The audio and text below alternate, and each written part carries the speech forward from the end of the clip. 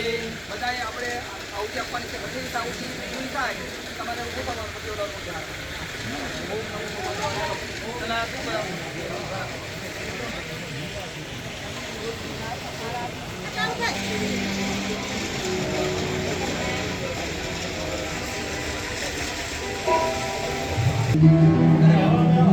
પ્રભુ આપના સાહેબ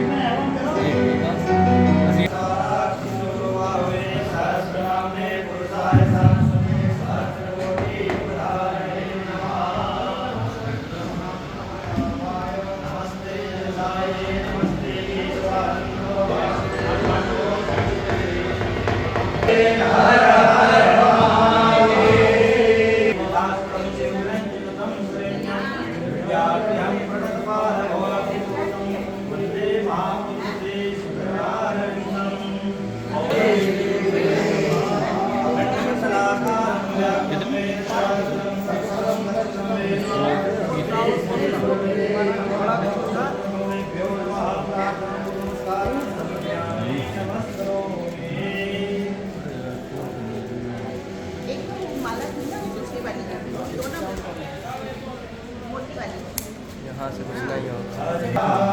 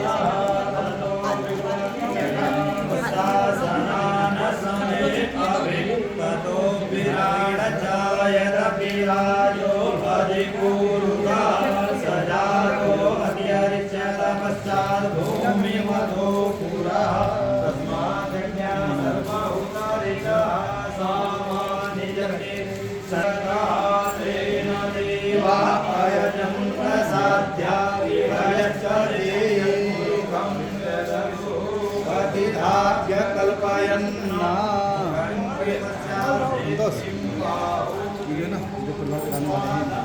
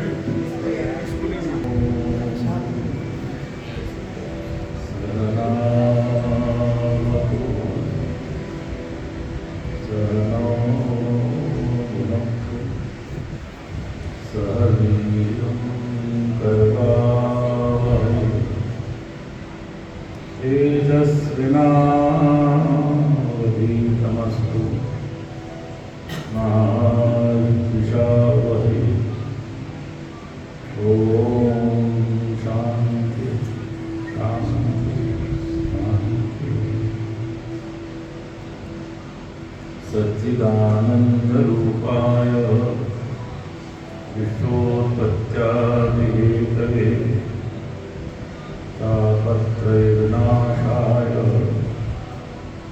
श्रीकृष्णाय वयं नमः। कृष्णाय वासुदेवाय हरे परमात्मने प्रणतः क्लेशनाशाय गोविन्दाय नमो नमः। गोविन्दाय नमो नमः।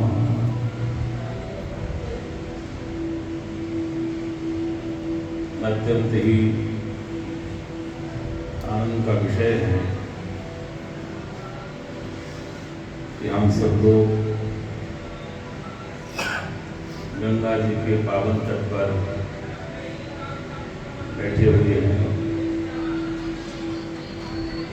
और उसके उपरांत भी यहाँ पर एक बहुत सुंदर सत्कर्म आज होने जा रहा है। गंगा तट पर बैठ करके हम लोग यहाँ अनुष्ठान के स्वरूप में श्रीमद् भागवत की कथा श्रवण करने जा रहे हैं और इस पवित्र वातावरण में गंगा जी के तट पर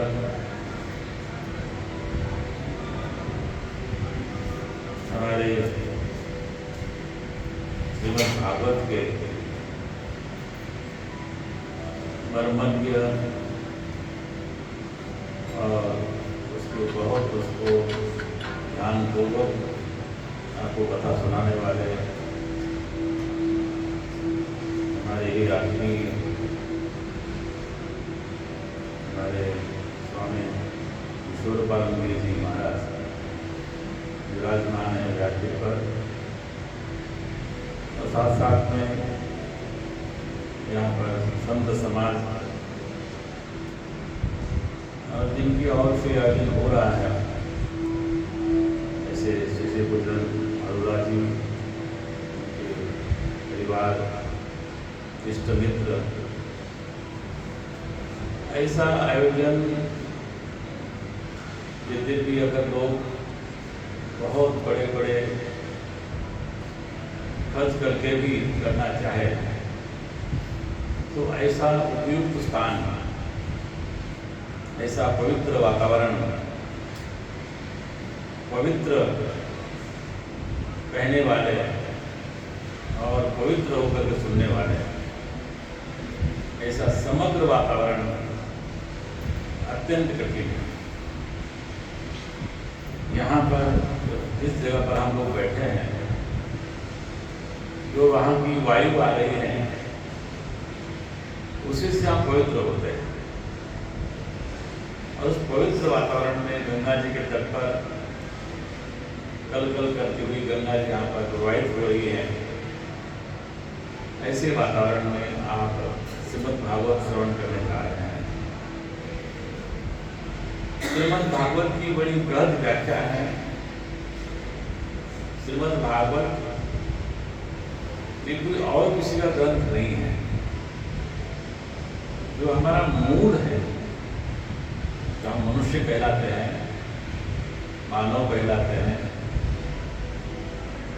तो हमारी उत्पत्ति कहाँ से हुई, हम कहाँ से प्रारंभ हुए, इसकी एक कथा। तो हम कहेंगे कि हम तो अमुक जाति में, अमुक धर्म में, अमुक प्रांत में हमारा जन्म हुआ, परंतु ये संपूर्ण ब्रह्मांड नायक कौन? तो परमात्मा तत्व, जिसको महात्मा के मंगलाचरण में ही कहा गया है सच्चिदानंद रूपाय विश्वोत्पत्त्यादिहेतवे। तो संपूर्ण विश्व है, इसकी उत्पत्ति के कारण जिनके द्वारा ये संपूर्ण विश्व प्रकट हुआ और उसी में हम लोग आए। आप लोग कथा श्रवण करेंगे जब, तो पहले भूमिका बनेगी, और भूमिका में यहाँ पर जो महात्मा कहते हैं, तो नारद जी ने भक्ति का जो उनका स्वरूप देखा, उनकी दशा देखी, और उन्होंने भक्ति ने प्रार्थना की कि हे नारद जी, आप इसका मेरा कष्ट का निवारण करो। और लोग श्रवण करेंगे। और भ्रमण करते करते हिमालय गए थे। हिमालय में सनकादि ऋषियों से भेंट हो गई। उन्होंने कहा कि मैं हमारी भक्ति की दशा हुई, उनके दो पुत्र हैं, ज्ञान और वैराग्य, वो अभी उनकी युवा अवस्था है, और परंतु ऐसे वृद्ध लग रहे हैं, उनकी दशा को सुधारने के लिए क्या किया जाए। तो सनकादि ऋषियों ने कहा कि हे नारद जी, जाओ सत्कर्म करो गंगा तट पर, और वहां पर श्रीमद् भागवत की कथा का आयोजन करो। उस कथा के आयोजन में स्वयं वक्ता सनकादि ऋषि हुए, नारद जी श्रोता हुए, और नारद जी के साथ साथ में भक्ति भी, ज्ञान वैराग्य भी, और साक्षात देह धारण करके बड़े बड़े शास्त्र आए थे। और ऐसे स्थान पर गंगा जी के तट पर ये भागवत हुई थी सबसे पहले। संयोग की बात है कि मुझे आना था 1 तारीख को, परंतु कभी कभी संयोग बनता है। कभी थोड़े दिन पहले ही मैं आया, और हमारे विश्वरूपानंद जी ने कहा कि महाराज जी ऐसी श्रीमद् भागवत यहाँ पर प्रारंभ होने जा रही है, तो आप यहाँ पर हो। हमारे कृष्णानंद जी, हमारे उमानंद जी, ये हमारे यही लोग हैं। हमारा परिवार यही है। हमारा कोई और परिवार तो कहाँ से आएगा? तो ये हमारा परिवार है, और उनकी प्रसन्नता मेरी प्रसन्नता है, और जो उनके द्वारा जो प्रसन्न होते हैं वो भी मेरी प्रसन्नता है। ऐसे अरोरा परिवार जो उनसे जुड़ा हुआ है। तो आज आप लोग यहाँ पर बैठ करके तप करने जा रहे हैं। ये तप है आपका शारीरिक तप। भक्ति भी करेंगे, श्रवणम कीर्तनम स्मरणम पाद सेवनम अर्चनम वंदनम दास्यम, ये जो श्रवण करेंगे ये भी भक्ति है। श्रवण कराएंगे, ये अनुष्ठान है। ऐसे अनुष्ठान को करने के लिए आप यहाँ पर बैठे हैं। जो जीवन में कभी कभी ऐसा होता है, हम हमेशा विचार करने पर भी ये संभव नहीं है, परंतु कभी हमारे पूर्वज या परमात्मा या स्वयं हमारे किए हुए अच्छे कर्म, 2 प्रकार के कर्म होते हैं, एक शुभ कर्म है, अशुभ कर्म।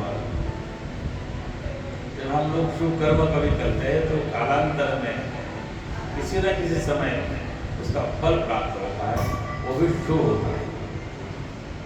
कभी कभी अशुभ कर्म भी होते हैं, हम लोग अनायास कभी कष्ट का सामना करना पड़ता है।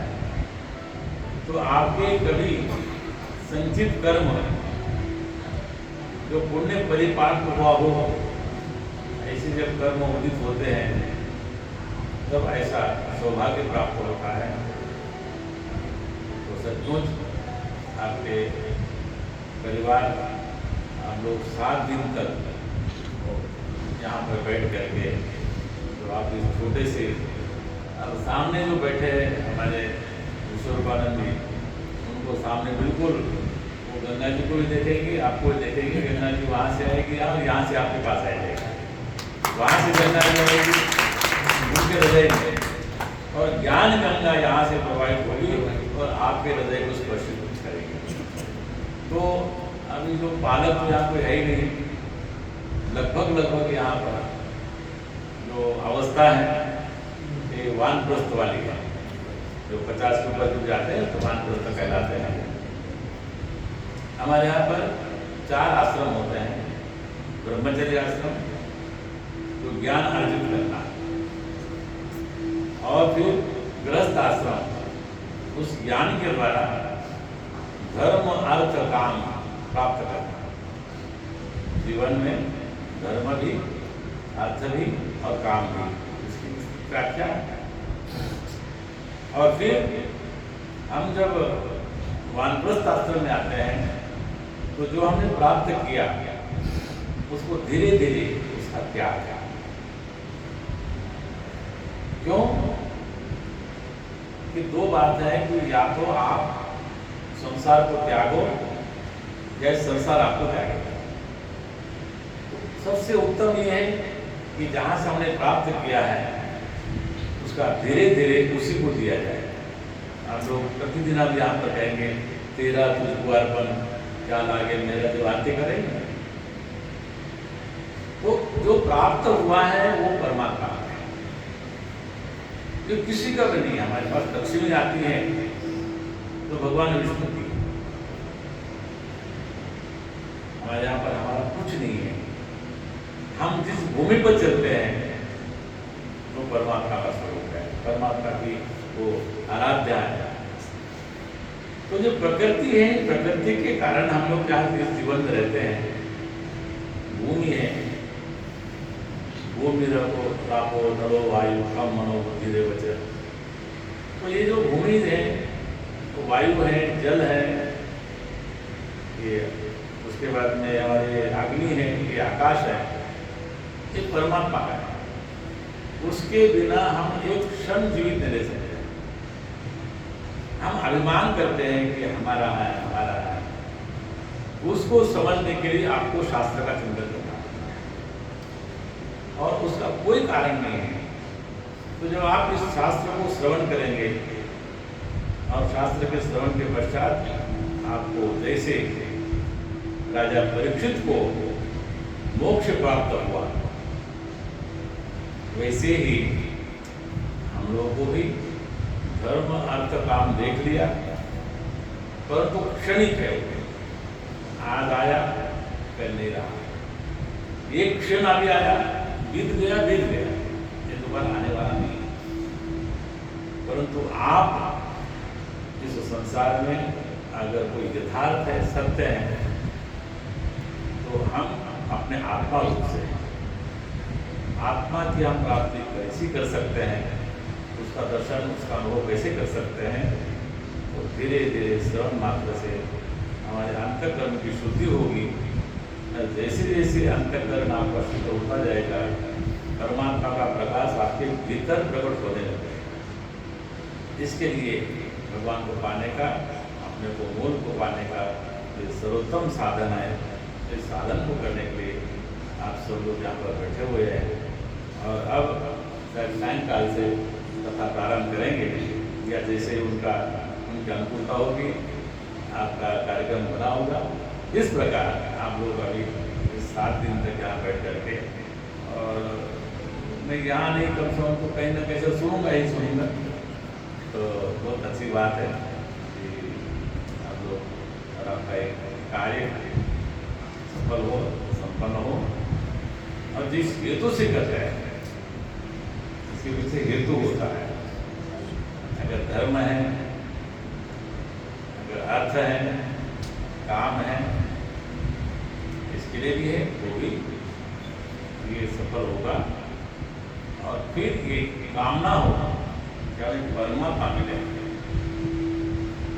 लोग चाहते कम है परमात्मा के पास जो है वो अपने को चाहते हम लोग चाहते हैं, क्योंकि परमात्मा का ऐश्वर्य संपन्न परमात्मा है।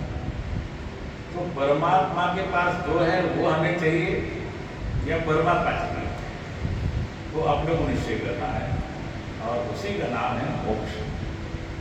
उस मार्ग पर चलने के लिए हम प्रवृत्त हो कि परमात्मा से प्रार्थना करेंगे।